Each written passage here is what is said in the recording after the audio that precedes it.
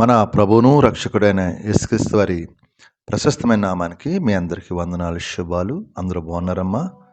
దేవాదేవుడు మరి యొక్క నూతన దినం దయచేసిన దేవాదేవునికి వందనాలు చెల్లించుకుంటూ ఈ దినపు వాగ్దానం ధ్యానించుకుని ప్రార్థన చేసుకుని మన పనులు ప్రారంభించుకుందాం. ఈ దినపు వాగ్దానం, నీ ఆశ భంగం కానేరదు. సామెతల గ్రంథం 23:18 ఈ మాట, నీ ఆశ భంగం కానేరదు. మనం ఏదైనా ఆశపడ్డాం అనుకుంది, అది ఎప్పుడు కూడా భంగపరచడు దేవాదేవుడు. మనం అనుకుంటాం, అయ్యా నాకు ఆ 17 ఏమంటున్నాడే, పాపులను చూసి నీ హృదయం నందు మచ్చరపడకము, నిశ్చయంగా యెహోవాను భయభక్తులు కలిగి ఉండుము.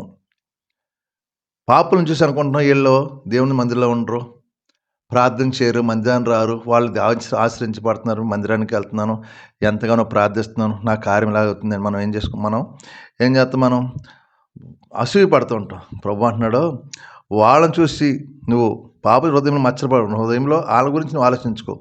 నువ్వు యెహోవాను కలిగి ఉండము, నిశ్చయంగా ముందుగతి రానివచ్చును, నీ ఆశ భంగం కాదు. ఎప్పుడైతే వాళ్ళని పక్కన పెట్టి దేవుని యందు భయభక్తి కలిగి ఉంటావో, నిశ్చయంగా మునుపటి స్థితి నీకు ఇస్తాడు దేవుడు. మునుపటి ఆశీర్వాదం, మునుపటి దీవెనలు, మునుపటి ఘనత నీకు ఇస్తాడని దేవాదేవుడు. కాబట్టి నీ ఆశ భంగం కాదు.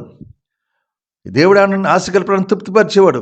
కాబట్టి నిశ్చయంగా నువ్వు ఆయన మీద భయభక్తులు కలిగి ఉంటే నిశ్చయంగా నీ ముందుగతి రాని మొదట ఏ స్థితిలో ఉన్నావు అది తిరిగి నీకు దయచేయను గాక. యోబు తన జీవితంలో ఏది మచ్చలపడలేదు, కానీ తనకి రెండంతల ఆశీర్వాదం దేవాదేవుడు దయచేశాడు. ఎందుకంటే అతను ఎవరిని చూసి ఇది పడతా, ఇది దేవుని అందే విశ్వాసం కలిగి ఉన్నాడు కాబట్టి దేవుడు సహాయం చేశాడు.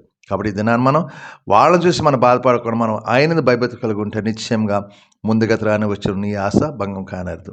ఏ వాగ్దానం ప్రార్థించేయండి, దేవుడు నిన్ను కుటుంబాన్ని దీవించి ఆశ్రయించును గాక. ఆమేన్.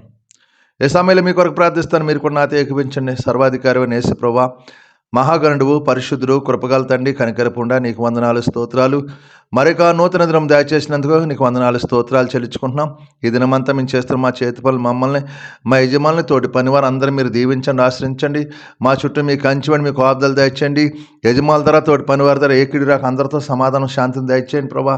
మా పనివారం ఒత్తిళ్ళు తీసేయండి ప్రభా. మీ వెళ్ళే ప్రతి పనిలో జయాన్ని, విజయాన్ని దయచేయండి ప్రభా. నీకు వందనాలు, స్తోత్రాలు చెల్లించుకుంటున్నాం. ఎవరన్నా బలహీనంగా ఉన్న బిడ్డలు ఉంటే ముట్టండి, స్వస్థపరచండి. హాస్పిటల్ ఐసీలు ముట్టండి, స్వస్థపరచండి.